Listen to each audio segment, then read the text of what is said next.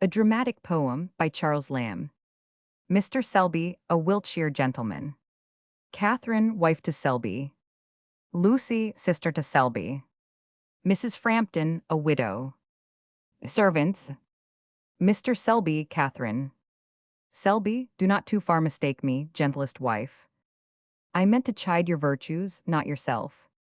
And those two with allowance I have not been blessed by thy fair side with 5 white years of smooth and even wedlock now to touch, with any strain of harshness on a string, hath yielded me such music, 'twas the quality of a too grateful nature in my Catherine, that to the lame performance of some vows, and common courtesies of man to wife, attributing too much hath sometimes seemed to esteem as favors what in that blessed union are but reciprocal and trivial dues.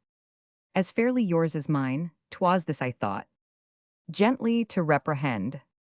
Cath, in friendship's barter, the riches we exchange should hold some level, and corresponding worth, jewels for toys, demand some thanks thrown in, you look me, sir, to that blessed haven of my peace, your bosom, an orphan foundered in the world's black storm.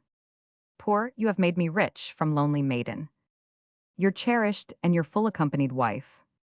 Selby, but to divert the subject, Kate too fond, I would not rest your meanings, else that word, accompanied and full accompanied too, might raise a doubt in some men that their wives haply did think their company too long.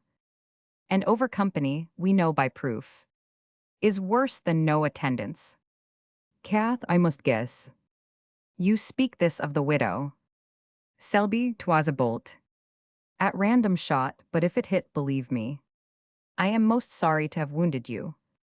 Through a friend's side, I know not how we have swerved.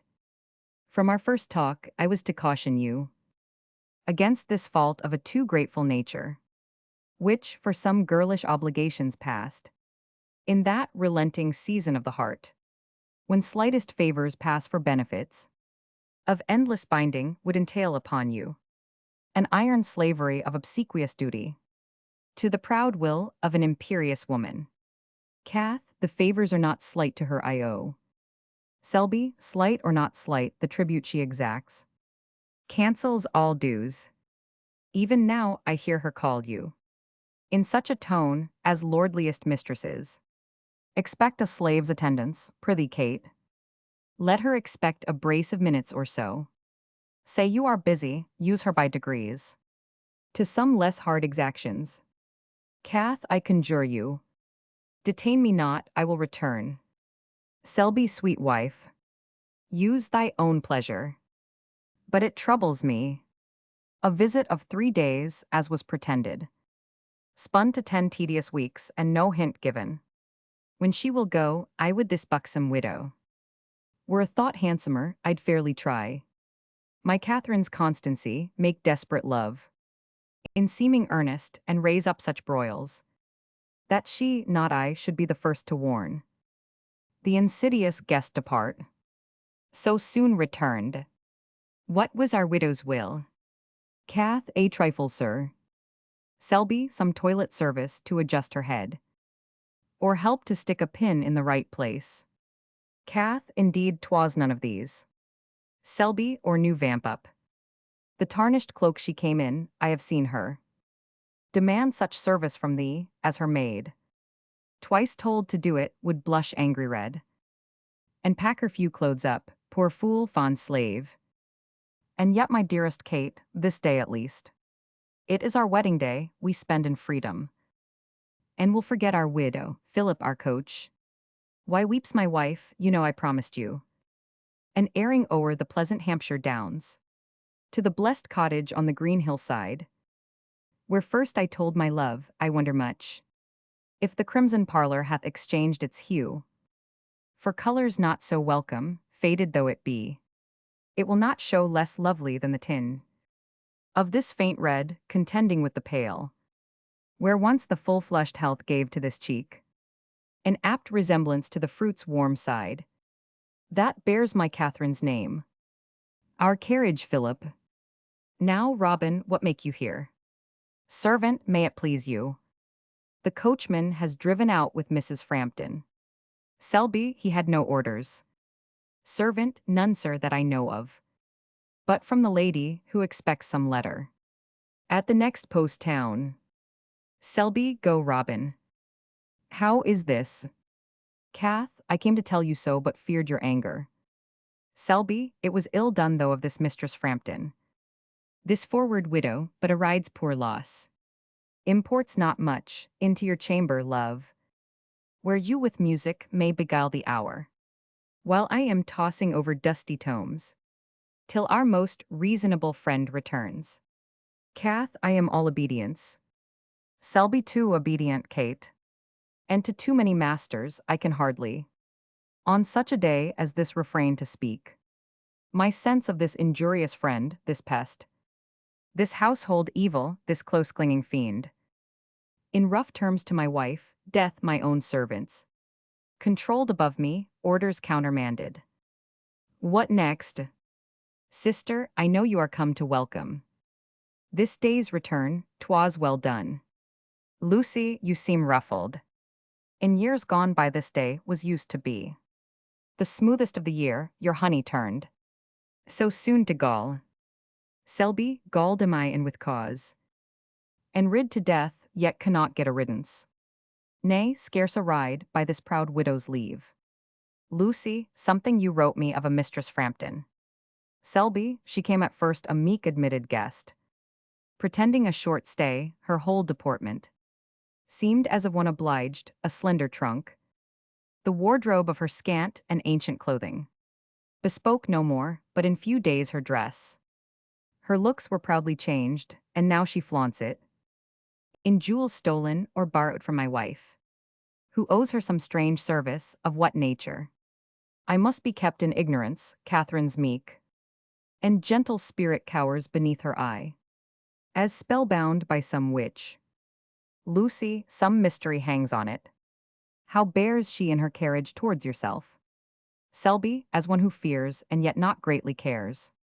For my displeasure, sometimes I have thought, a secret glance would tell me she could love, if I but gave encouragement before me. She keeps some moderation, but is never closeted with my wife, but in the end I find my Catherine in briny tears. From the small chamber where she first was lodged, the gradual fiend by spacious wriggling arts has now ensconced herself in the best part of this large mansion, calls the left wing her own, commands my servant's equipage. I hear her hated tread. What makes she back so soon? Mrs. F.O., I am jolted, bruised, and shook to death with your vile Wiltshire roads. The villain Philip chose, on my conscience, the perversest tracks and stoniest hard lanes in all the county, till I was fain get out, and so walk back my errand unperformed at Andover. Lucy, and I shall love the knave forever after. Mrs. F. a friend with you. Selby, my eldest sister, Lucy, come to congratulate this returning morn. Sister, my wife's friend, Mistress Frampton. Mrs. F. Pray be seated, for your brother's sake you are welcome. I had thought this day to have spent in homely fashion, with the good couple to whose hospitality I stand so far indebted, but your coming makes it a feast. Lucy, she does the honors naturally. Selby, as if she were the mistress of the house. Mrs. F., I love to be at home with loving friends. To stand on ceremony with obligations is to restrain the obliger. That old coach, though, of yours jumbles one strangely. Selby, I shall order an equipage soon, more easy to you, madam. Lucy, to drive her and her pride to Lucifer. I hope he means. Mrs. F., I must go trim myself, this humbled garb would shame a wedding feast. I have your leave for a short absence, and your Catherine. Selby, you'll find her in her closet. Mrs. F., fare you well, then. Selby, how like you her assurance? Lucy, even so well, that if this widow were my guest, not yours, she should have coach enough and scope to ride. My merry groom should in a trice convey her to Sarum Plain, and set her down at Stonehenge, to pick her path through those antiques at leisure. She should take sample of our Wiltshire flints. Oh, be not lightly jealous, nor surmise that to a wanton, bold-faced thing like this, your modest shrinking Catherine could impart secrets of any worth, especially secrets that touched your peace, if there be aught. My life upon 'tis but some girlish story of a first love which even the boldest wife might modestly deny to a husband's ear. Much more your timid and too sensitive Catherine. Selby, I think it is no more, and will dismiss my further fears, if ever I have had such. Lucy, shall we go walk? I'd see your gardens, brother. And how the new trees thrive, I recommended. Your Catherine is engaged now. Selby, I'll attend you. Housekeeper, Philip, and others laughing. Housekeeper, our lady's guest, since her short ride seems ruffled and somewhat in disorder. Philip, I do suspect some roguery, your mad tricks will some day cost you a good place, I warrant. Philip, good Mistress Jane, our serious housekeeper, and sage duenna to the maids and scullions. We must have leave to laugh, our brains are younger, and undisturbed with care of keys and pantries. We are wild things. Butler, good Philip, tell us all. All, I as you live tell. Philip, mad fellows, you shall have it. The widow's bell rang lustily and loud. Butler, I think that no one can mistake her ringing. Waiting maid, our lady's ring is soft, sweet music to it. More of entreaty hath it than command. Philip, I lose my story if you interrupt me thus. The bell, I say, rang fiercely, and a voice, more shrill than bell, called out for coachman Philip. I straight obeyed, as 'tis my name and office. Drive me, quoth she, to the next market town, where I have hope of letters. I made haste, put to the horses, saw her safely coached, and drove her, waiting maid, by the straight high road to Andover. I guess. Philip, pray, warrant things within your knowledge. Good Mistress Abigail, look to your dressings, and leave the skill in horses to the coachman. Butler, he'll have his humor, best not interrupt him. Philip, 'tis market day, thought I, and the poor beasts, meeting such droves of cattle and of people, may take a fright, so down the lane I trundled, where Goodman Dobson's crazy mare was foundered, and where the flints were biggest and ruts widest. By ups and downs, and such bone-cracking motions, we floundered on a furlong, till my madam, in policy, to save the few joints left her, betook her to her feet, and there we parted. Old ha. Butler, hang her, 'tis pity such as she should ride. Waiting maid, I think she is a witch, I have tired myself out with sticking pins in her pillow, still she scapes them. Butler, and I with helping her to mum for claret, but never yet could cheat her dainty palate.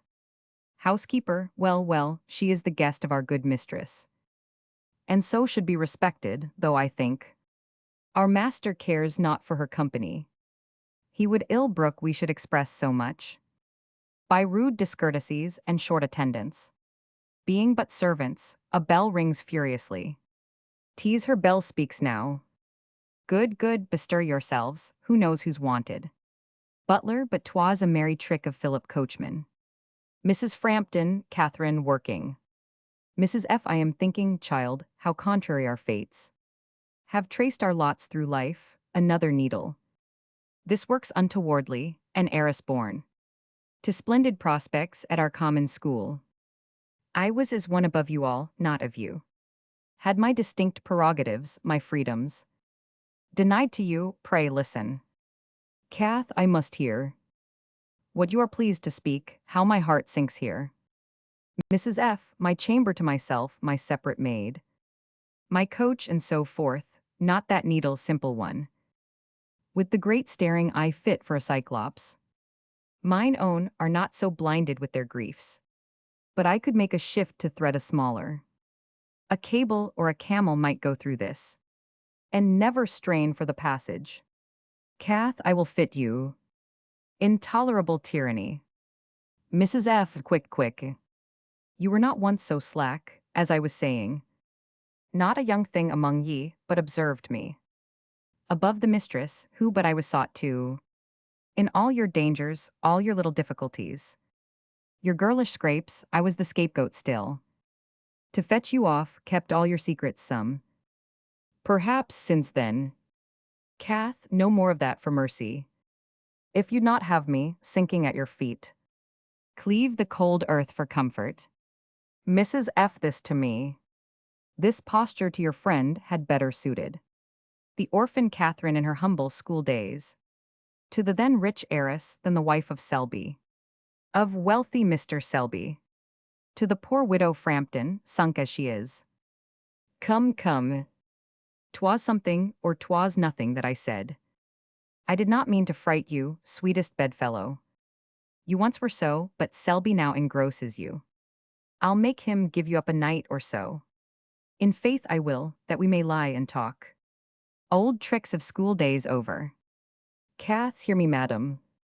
Mrs. F. not by that name, your friend. Cath, my truest friend.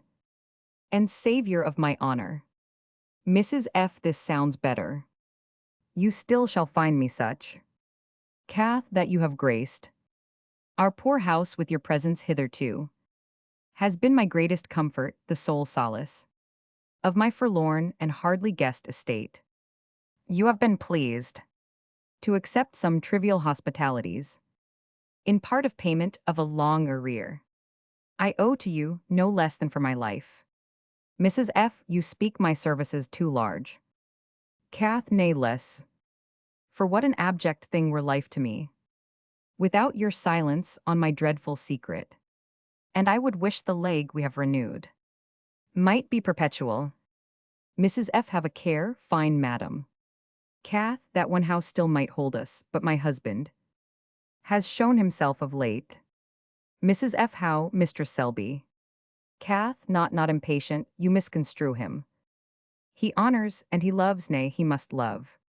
The friend of his wife's youth, but there are moods in which, Mrs. F. I understand you, in which husbands and wives that love may wish to be alone, to nurse the tender fits of newborn dalliance.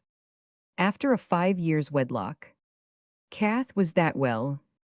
Or charitably put, do these pale cheeks proclaim a wanton blood, this wasting form seem a fit theatre for levity, to play his love tricks on, and act such follies, as even in affection's first bland moon, have less of grace than pardon in best wedlocks. I was about to say that there are times when the most frank and sociable man may surfeit on most loved society, preferring loneness rather. Mrs. F. to my company. Cath, I yours or mine or anyone's, nay take. Not this unto yourself, even in the newness of our first married loves 'twas sometimes so. For solitude, I have heard my Selby say, is to the mind as rest to the corporal functions. And he would call it oft the day's soft sleep. Mrs. F. what is your drift, and whereto tends the speech? Rhetorically labored. Cath, that you would abstain but from our house a month, a week. I make request but for a single day. Mrs. F. a month, a week, a day, a single hour. Is every week and month and the long year. And all the years to come, my footing here. Slipped once recovers never, from the state of gilded roofs, attendants, luxuries, parks, gardens, sauntering walks or wholesome rides, to the bare cottage on the withering moor, where I myself am servant to myself, or only waited on by blackest thoughts. I sink if this be so, no, here I sit. Cath, then I am lost forever. Selby, as if listening. Selby, the sounds have died away, what am I changed to? What do I hear, listening like to an abject or heartless wittol, that must hear no good? If he hear aught, this shall to the ear of your husband. It was the widow's word, I guess some mystery. And the solution with a vengeance comes. What can my wife have left untold to me? That must be told by proxy, I begin to call in doubt the course of her life past. Under my very eyes, she hath not been good. Not virtuous, not discreet, she hath not outrun my wishes still with prompt and meek observance. Perhaps she is not fair, sweet-voiced, her eyes. Not like the doves, all this as well may be. As that she should and treasure up a secret. In the peculiar closet of her breast. And grudge it to my ear, it is my right. To claim the halves in any truth she owns. As much as in the babe I have by her. Upon whose face henceforth I fear to look. Lest I should fancy in its innocent brow some strange shame written. Sister, an anxious word with you. From out the chamber where my wife but now held talk with her encroaching friend, I heard. Not of set purpose hearkening, but by chance. A voice of chiding, answered by a tone of replication, such as the meek dove makes when the kite has clutched her, the high widow. Was loud and stormy, I distinctly heard. One threat pronounced, your husband shall know all. I am no listener, sister, and I hold a secret got by such unmanly shift. The pitifulsty of thefts, but what mine ear, I not intending it, receives perforce. I count my lawful prize, some subtle meaning lurks in this fiend's behavior, which, by force or fraud, I must make mine. Lucy, the gentlest means are still the wisest. What if you should press your wife to a disclosure?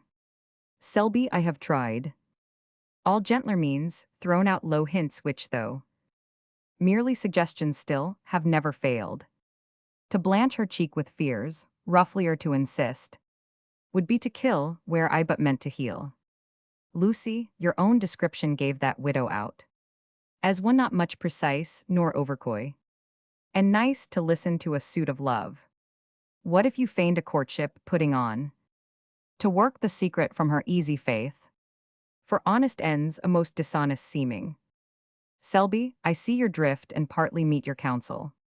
But must it not in me appear prodigious, to say the least, unnatural and suspicious, to move hot love where I have shown cool scorn, and undissembled looks of blank aversion? Lucy, vain woman is the dupe of her own charms, and easily credits the resistless power that in besieging beauty lies, to cast down the slight-built fortress of a casual hate. Selby, I am resolved. Lucy, success attend your wooing.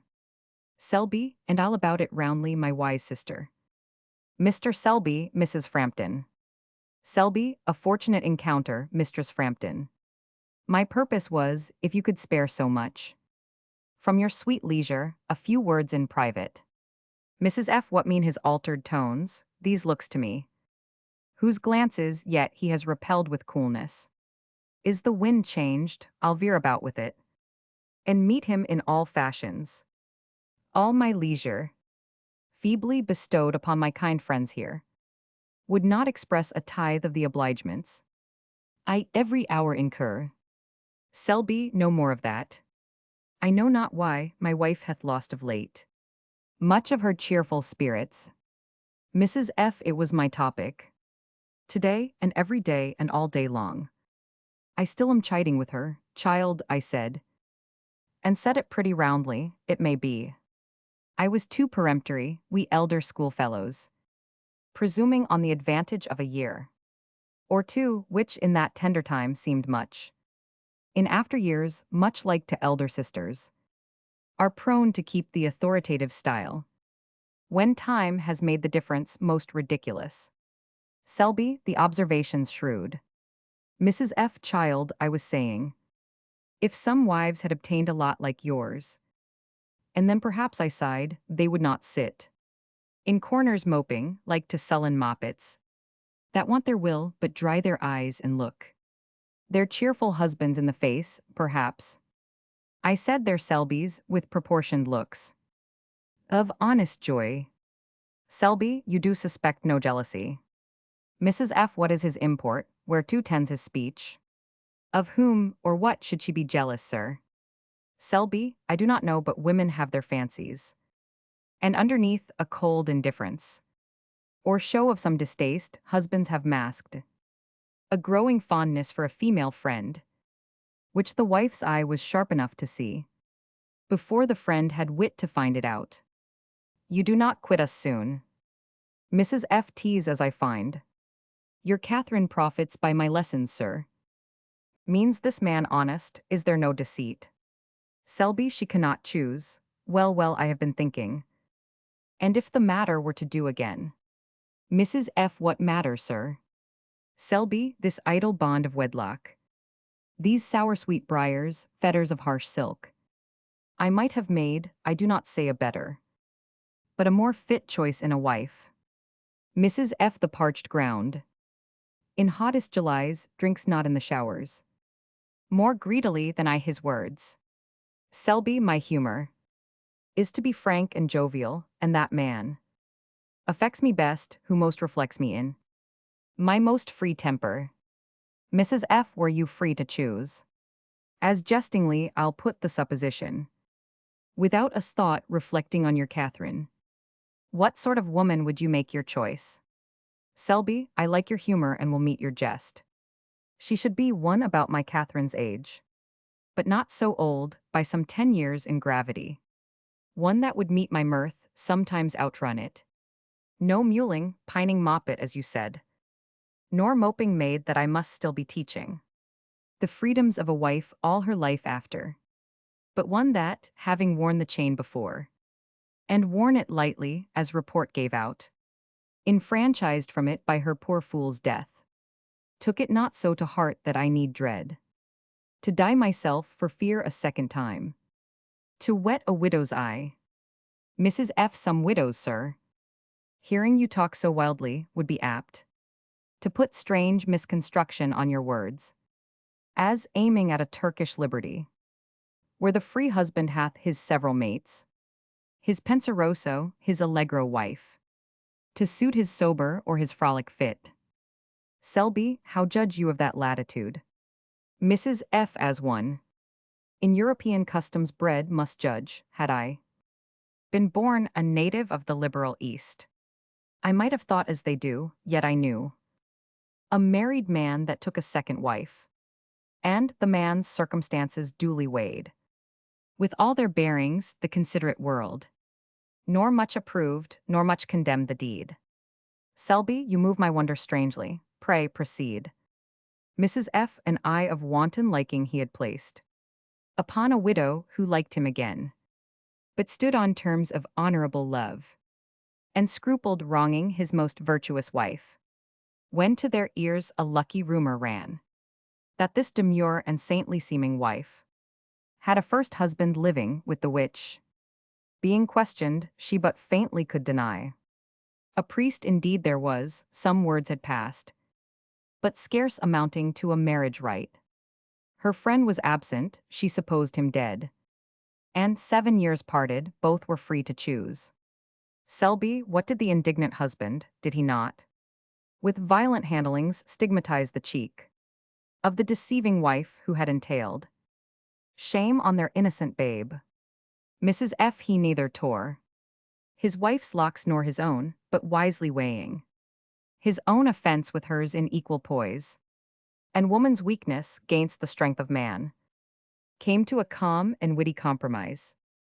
He coolly took his gay-faced widow home, made her his second wife and still the first, lost few or none of her prerogatives.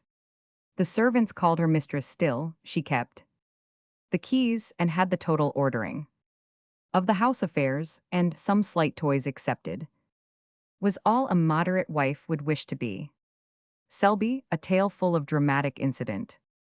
And if a man should put it in a play, how should he name the parties? Mrs. F. The man's name. Through time I have forgot the widow's too. But his first wife's first name, her maiden one, was not unlike to that your Catherine bore, before she took the honored style of Selby. Selby, a dangerous meaning in your riddle lurks. One knot is yet unsolved, that told this strain, and most mysterious drama ends, the name of that first husband. Mrs. F. Sir, your pardon. The allegory fits your private ear. Some half hour hence, in the garden's secret walk, we shall have leisure. Selby, sister, whence come you? Lucy, from your poor Catherine's chamber where she droops in sad presageful thoughts, and sighs and weeps. and seems to pray by turns. At times she looks, as she would pour her secret in my bosom, then starts as I have seen her at the mention of some immodest act at her request. I left her on her knees. Selby, the fittest posture, for great has been her fault to heaven and me. She married me with a first husband living, or not known not to be so, which, in the judgment of any but indifferent honesty, must be esteemed the same, the shallow widow, caught by my art under a riddling veil, too thin to hide her meaning, hath confessed all. Your coming in broke off the conference, when she was ripe to tell the fatal name.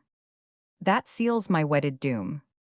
Lucy, was she so forward, to pour her hateful meanings in your ear?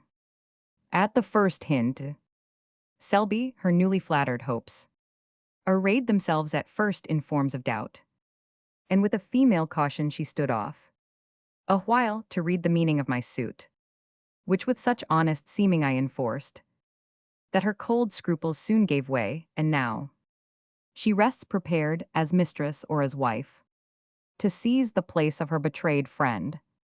My much offending, but more suffering Catherine. Lucy, into what labyrinth of fearful shapes my simple project has conducted you, were but my wit as skillful to invent. A clue to lead you forth, I call to mind. A letter which your wife received from the Cape, soon after you were married, with some circumstances of mystery too. Selby, I well remember it. That letter did confirm the truth, she said, of a friend's death which she had long feared true, but knew not for a fact, a youth of promise. She gave him out, a hot adventurous spirit, that had set sail in quest of golden dreams, and cities in the heart of Central Africa, but named no names, nor did I care to press my question further, in the passionate grief she showed at the receipt. Might this be he? Lucy, tears were not all, when that first shower was past. With clasped hands she raised her eyes to heaven, as if in thankfulness for some escape, or strange deliverance in the news implied, which sweetened that sad news. Selby, something of that I noted also. Lucy, in her closet once, seeking some other trifle, I espied a ring, in mournful characters deciphering the death of Robert Halford, aged 22. Brother, I am not given to the confident use of wagers, which I hold unseemly in a woman's argument, but I am strangely tempted now to risk £1,000 out of my patrimony, and let my future husband look to it, if it be lost, that this immodest widow shall name the name that tallies with that ring. Selby, that wager lost, I should be rich indeed. Rich in my rescued Kate, rich in my honor, which now was bankrupt. Sister, I accept your merry wager with an aching heart, for very fear of winning, tease the hour that I should meet my widow in the walk, the south side of the garden, on some pretense, lure forth my wife that way, that she may witness our seeming courtship, keep us still in sight, yourselves unseen, and by some sign I'll give a finger held up or a kerchief waved. You'll know your wager won, then break upon us, as if by chance. Lucy, I apprehend your meaning. Selby, and may you prove a true Cassandra here, though my poor acres smart for it, wagering sister. Mrs. Frampton, Catherine. Mrs. F. Did I express myself in terms so strong? Cath, as nothing could have more affrighted me. Mrs. F. think it a hurt friend's jest, in retribution of a suspected cooling hospitality, and for my staying here or going hence. Now I remember something of our argument. Selby and I can settle that between us. You look amazed. What if your husband, child, himself has courted me to stay? Cath, you move my wonder and my pleasure equally. Mrs. F. Yes, courted me to stay, waived all objections. Made it a favor to yourselves, not me. His troublesome guest, as you surmised, child. When I recall his flattering welcome, I begin to think the burden of my presence was, Cath, what for heaven Mrs. F. A little spice. Of jealousy, that's all, an honest pretext. No wife need blush for, say that you should see. As oftentimes we widows take such freedoms. Yet still on this side virtue, in a jest. Your husband pat me on the cheek or steal a kiss while you were by, not else for virtue's sake. Kath, I could endure all this thinking my husband meant it in sport. Mrs. F. But if in downright earnest. Putting myself out of the question here. Your Selby, as I partly do suspect, owned a divided heart. Kath's my own would break. Mrs. F. Y. What a blind and witless fool it is. That will not see its gains, its infinite gains. Kath gain in a loss. Or mirth in utter desolation. Mrs. F. He doting on a face, suppose it mine. Or any other's tolerably fair. What need you care about a senseless secret? Kath, perplexed and fearful woman, I in part fathom your dangerous meaning, you have broke. The worse than iron band, fretting the soul. By which you held me captive, whether my husband is what you gave him out, or your fooled fancy. But dreams he is so, either way I am free. Mrs. F. It talks it bravely, blazons out its shame. A very heroine while on its knees. Rose penitent and absolute Callista. Kath, not to thy wretched self these tears are falling, but to my husband and offended heaven. Some drops are due, and then I sleep in peace.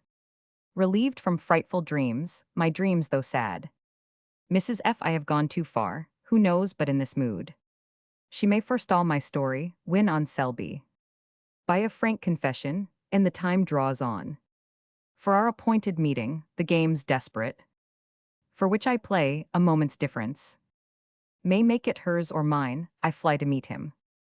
Mr. Selby, Mrs. Frampton. Selby, I am not so ill a guesser, Mrs. Frampton. Not to conjecture that some passages in your unfinished story, rightly interpreted, glanced at my bosom's peace.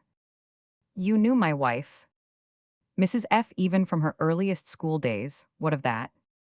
Or how is she concerned in my fine riddles, framed for the hour's amusement?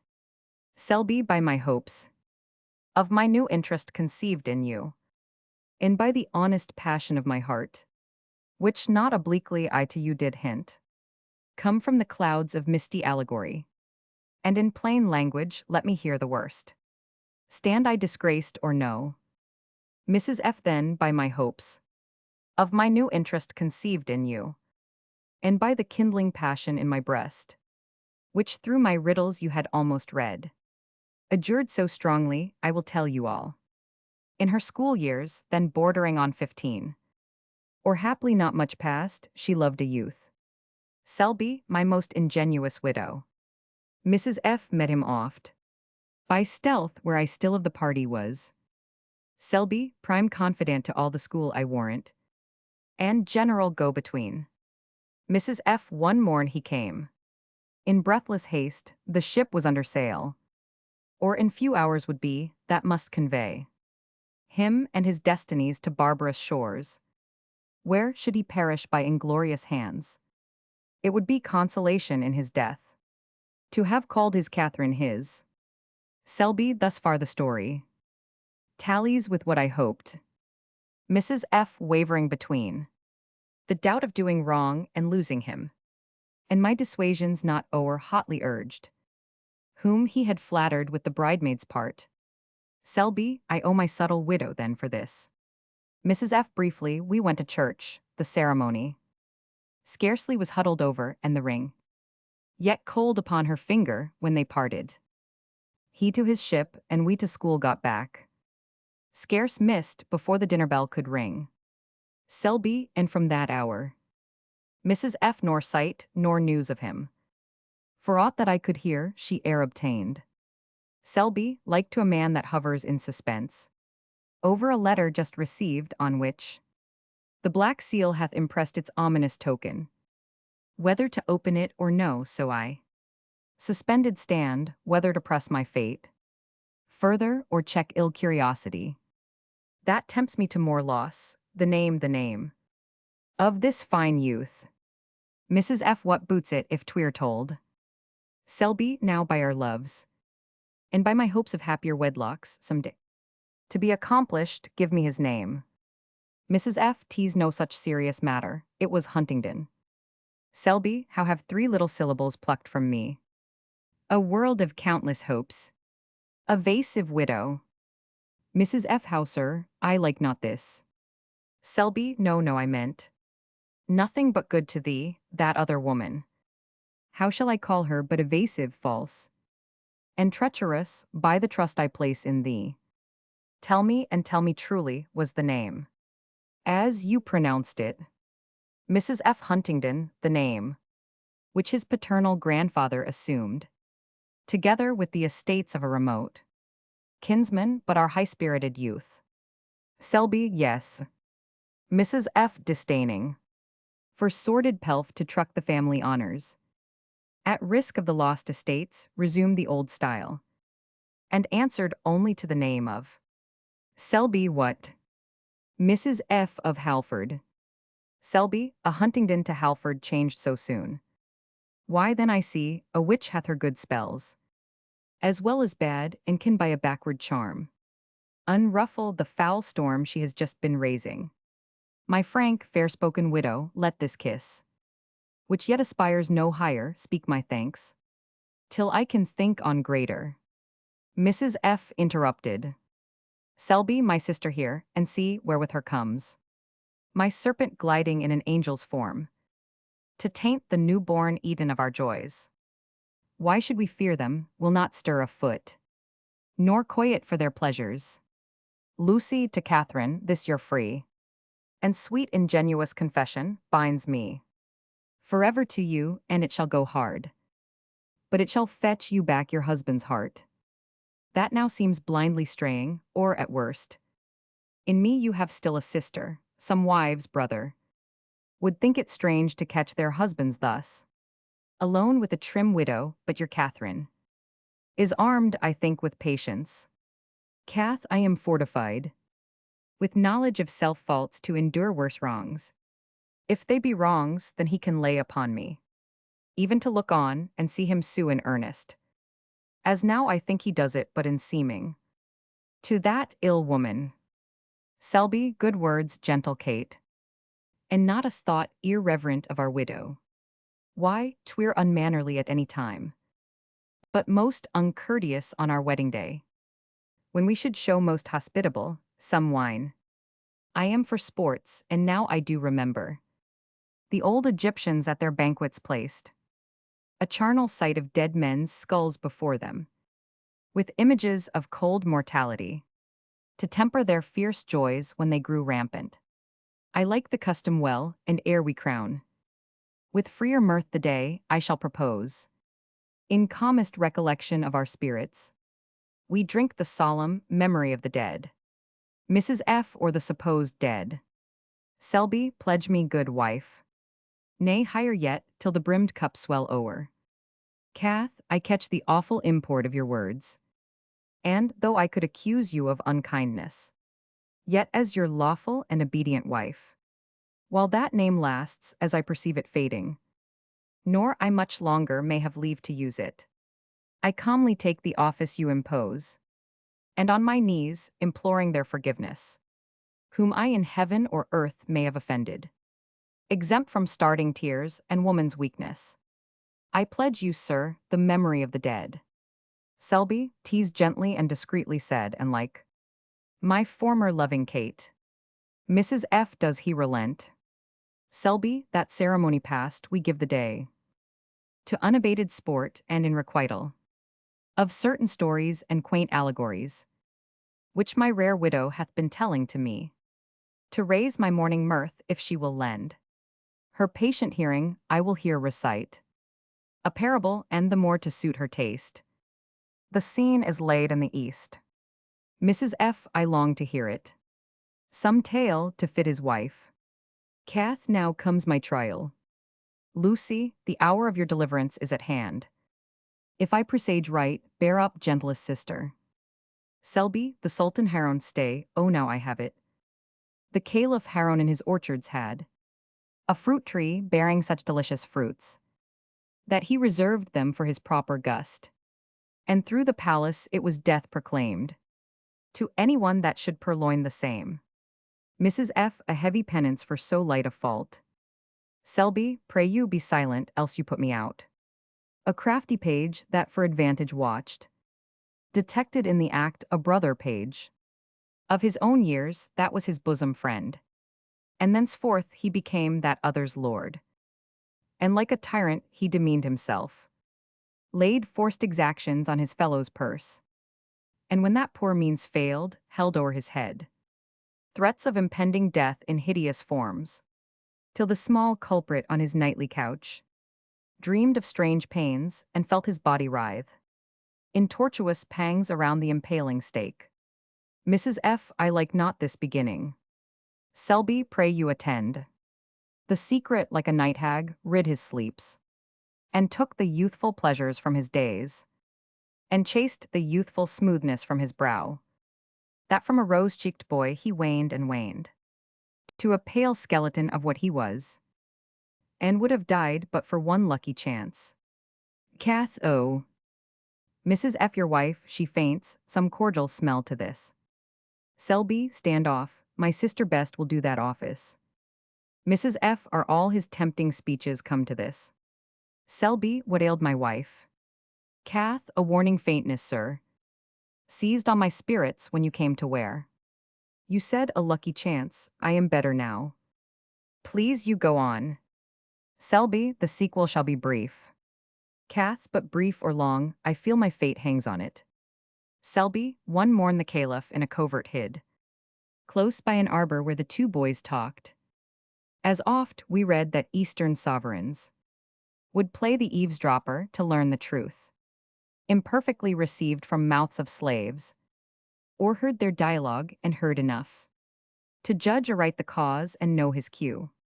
The following day a caddy was dispatched to summon both before the judgment seat, the liquorish culprit almost dead with fear, and the informing friend who readily fired with fair promises of large reward. And caliph's love the hateful truth disclosed. Mrs. F. What did the caliph to the offending boy that had so grossly erred? Selby, his sceptred hand he forth in token of forgiveness stretched, and clapped his cheeks and courted him with gifts, and he became once more his favorite page. Mrs. F. But for that other Selby, he dismissed him straight from dreams of grandeur and of caliph's love to the bare cottage on the withering moor, where friends turned fiends and hollow confidants, and widows hide who in a husband's ear pour baneful truths but tell not all the truth, and told him not that Robin Halford died some moons before his marriage bells were rung. Too near dishonor hast thou trod, dear wife, and on a dangerous cast our fates were set. But heaven, that willed our wedlock to be blessed, hath interposed to save it gracious too. Your penance is to dress your cheek in smiles, and to be once again my merry Kate. Sister, your hand, your wager won makes me a happy man. Though poorer, heaven knows, by 1,000 pounds. The sky clears up after a dubious day. Widow, your hand, I read a penitence in this dejected brow and in this shame. Your fault is buried, you shall in with us, and if it please you, taste our nuptial fare.